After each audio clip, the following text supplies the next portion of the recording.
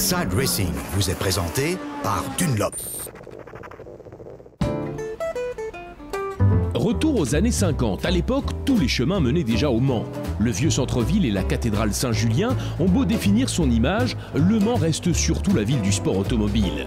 Sur la ligne de départ, des noms et des marques glorieuses et un trio qui se lance dans l'aventure pour la première fois, avec une nouvelle arme secrète. Le décor est planté, la course peut à présent commencer.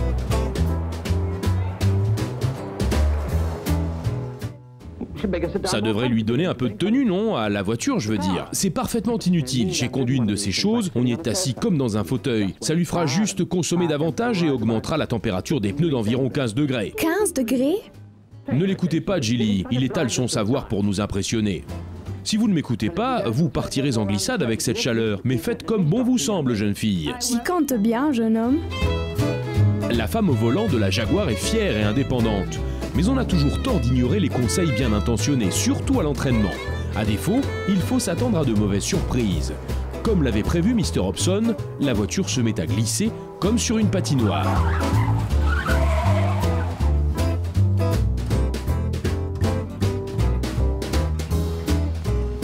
Ah, mal joué, Nichols. Très mal joué. Où diable est-elle passée ?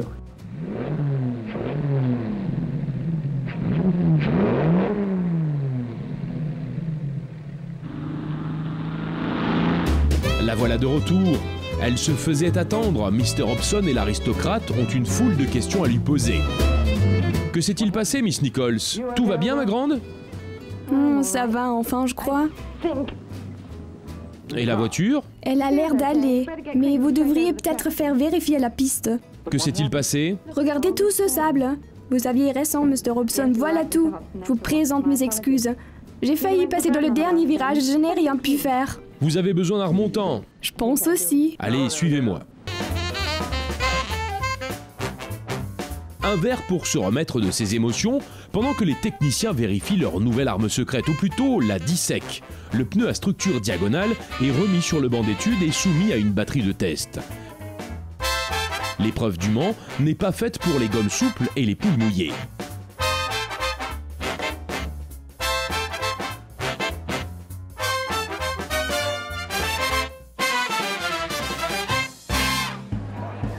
C'est le grand jour, 200 000 spectateurs envahissent l'entrée des stands et le circuit.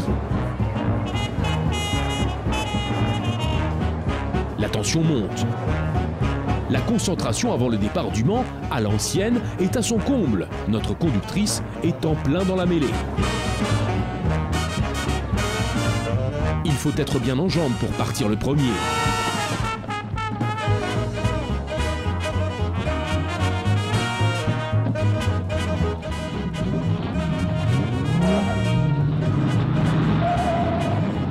Doit aller très vite. Attention au démarrage. Ah oui, j'oubliais, il est recommandé de rester sur le circuit.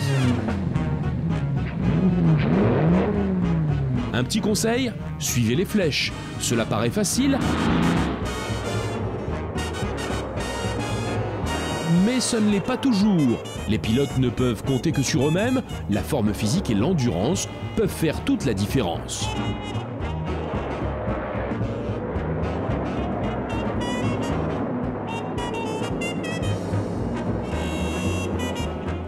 La nuit tombe, entrecoupée seulement par les projecteurs des bolides. Il faut attendre que la brume matinale se dissipe pour y voir à nouveau clair. Enfin presque. Le Mans n'est pas seulement une course, c'est une fête populaire. Et une course sans problème, cela n'existe pas. Surtout pas au Mans. Tout le monde rencontre une tuile à un moment ou à un autre. Et c'est là qu'il faut savoir se montrer débrouillard ou débrouillarde. Pendant ce temps, les concurrents prennent de l'avance. Pour l'instant, notre héroïne ne peut qu'attendre en espérant que tout se passe bien. Ensuite, changement de pilote, accélération. Elle est déterminée.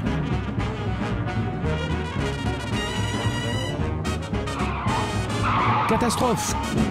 Consternation pour Mr. Hobson, mais Miss Nichols ne lâche rien. C'est reparti sans sable dans l'embrayage. La Jaguar ronronne comme un fauve à chaque tour du circuit de 17 km. La jeune femme manœuvre adroitement vers la ligne d'arrivée.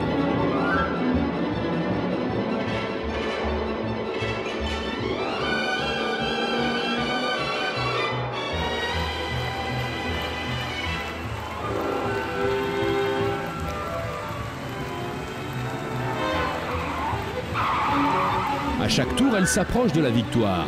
Les armes secrètes ont fini par accomplir leur mission. Mais rien de tout cela ne compte en ce moment. Mr. Hobson et Miss Nichols sont au 7e ciel.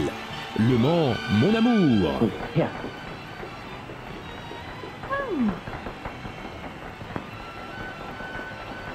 Souviens-toi de moi, remember the more. I will, Tim.